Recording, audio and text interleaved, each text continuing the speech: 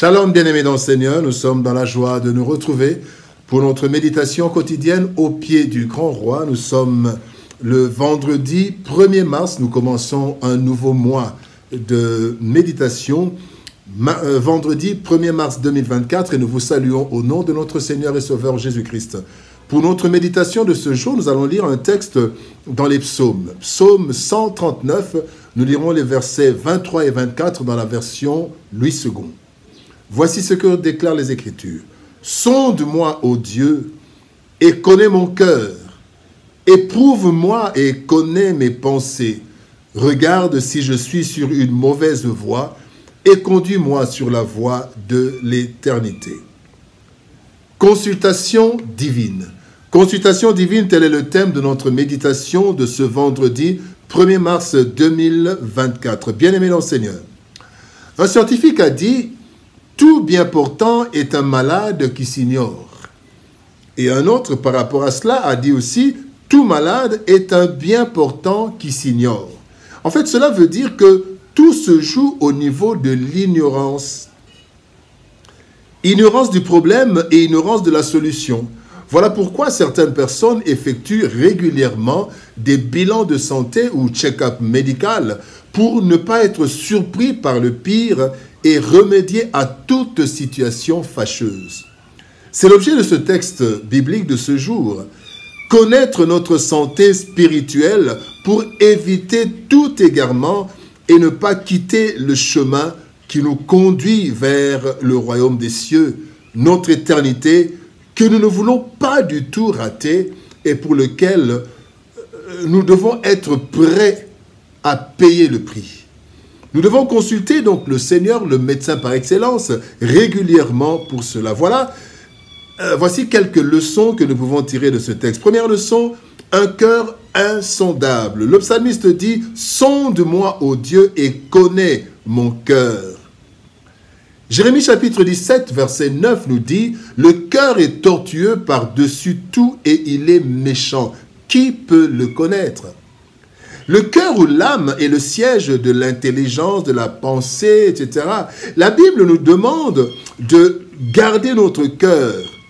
Là, il est dit dans le Proverbe chapitre 4, verset 23, dans la version Bible du Semeur, « Par-dessus tout, veille soigneusement sur ton cœur, car il est à la source de tout ce qui fait ta vie. » Cependant, bien-aimés, il y a plusieurs éléments positifs et négatifs qui touchent notre cœur et l'influencent, parfois sans même que nous puissions nous en rendre compte, sans que nous en soyons conscients. Voilà ce qui justifie la demande du psalmiste. « Ô Dieu, regarde au fond de mon cœur et connais-moi. » Psaume 139, ici nous avons lu le verset 23 dans la version « Parole de vie ». Bien-aimés, trois choses. D'abord, Dieu voit le fond de notre âme. Il voit le conscient et le subconscient clairement. Deuxième chose, Dieu détecte les mauvaises influences logées dans notre âme qui peuvent surgir avec le temps et à tout moment.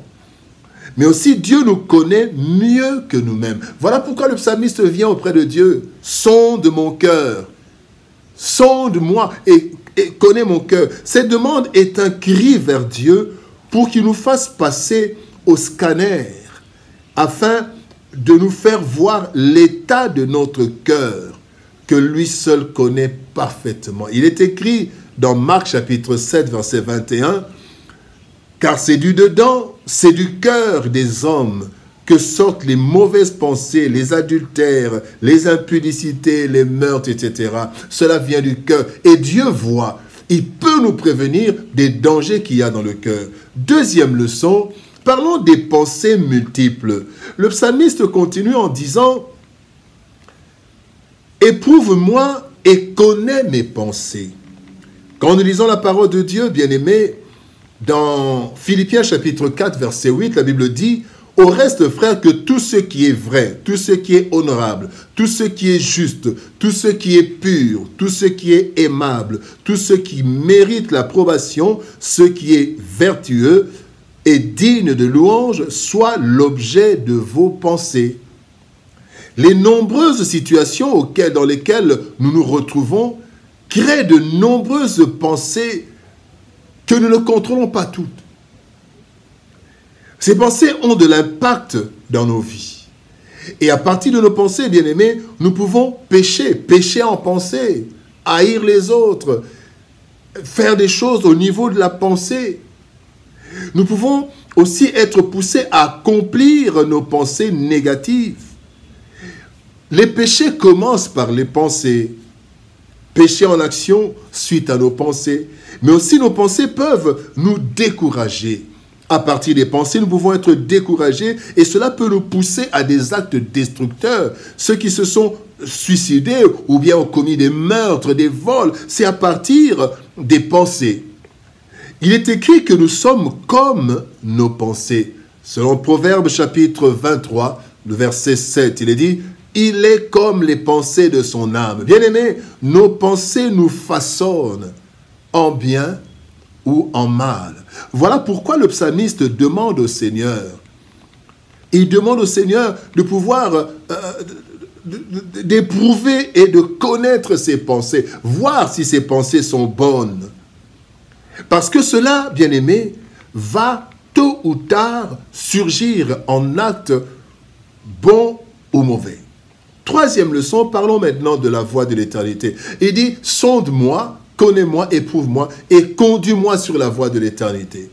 Jean 14, verset 6 nous dit, Jésus dit, je suis le chemin, la vérité et la vie. Nul ne vient au Père que par moi. Après toute consultation, il y a des prescriptions médicales ou des ordonnances. Lorsque nous venons à Dieu pour répandre nos cœurs devant lui, bien-aimés, assurons-nous de recevoir de lui des prescriptions pour notre vie, pour la voie de l'éternité. Bien-aimés, parfois, nous nous empressons de parler, nous parlons au Seigneur et nous nous retirons de sa présence sans l'avoir écouté. Or, Dieu nous parle par les Saintes Écritures. Dieu peut nous parler par la voix intérieure du Saint-Esprit. Quand nous lui donnons du temps et nous sommes concentrés, Dieu peut nous parler par les enseignements et les prédications que nous écoutons, que nous suivons. Dieu peut nous parler à travers les conseils des aînés dans la foi, mais aussi à travers tout instrument que Dieu veut utiliser. Il peut même utiliser des personnes plus jeunes et il peut utiliser n'importe qui. Il peut utiliser les rêves, il peut utiliser beaucoup de choses, mais soyons attentifs. Le plus important, bien-aimé, c'est d'avoir l'aptitude du psalmiste. Être soucieux de son état spirituel, afin de marcher selon Dieu et de ne pas rater l'essentiel de notre vie, à savoir chercher premièrement le royaume et la justice de Dieu, et toutes les autres choses nous seront données par-dessus.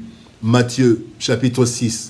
Verset 33. Bien-aimés dans le Seigneur, nous avons tous besoin régulièrement d'une consultation divine. Notre vie spirituelle, bien-aimés, est plus importante que notre vie physique, car elle est éternelle et son éternité sera soit glorieuse, soit malheureuse, selon notre comportement actuel.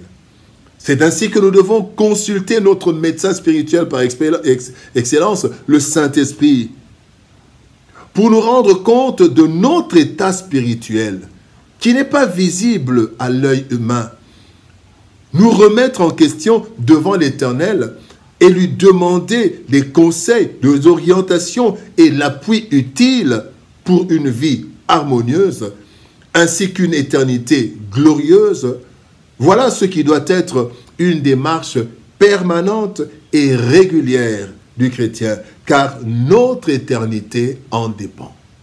Bien-aimés dans le Seigneur, nous devons dire régulièrement au Seigneur, sonde-moi, connais mon cœur, éprouve-moi et montre-moi la voie de l'éternité. Dis-moi si je suis sur une mauvaise voie. Prions. Éternel Père de gloire, Dieu Tout-Puissant, merci pour ton amour et ta bonté. Toi qui connais notre cœur, qui connais nos pensées, qui nous connais mieux que quiconque, mieux même que nous-mêmes. Seigneur, notre prière est que tu nous aides, que tu nous montres si nous sommes, Seigneur, sur une mauvaise voie et que tu nous ramènes sur la bonne voie. Oui, nous venons à toi, le médecin parfait, pour cette consultation divine, cette consultation spirituelle, pour que nous ne rations pas le rendez-vous final. Bénis ta parole, Éternel, et bénis ton peuple. Au nom de Jésus-Christ, nous avons ainsi prié, Père. Amen. Bien-aimés dans le Seigneur, que Dieu le bénisse. Shalom, au revoir, et par la grâce de Dieu, nous nous retrouvons demain pour une nouvelle méditation. Bon début du mois de mars, nous nous souhaitons un bon mois de mars, et que Dieu nous bénisse. Shalom, au revoir, et à demain.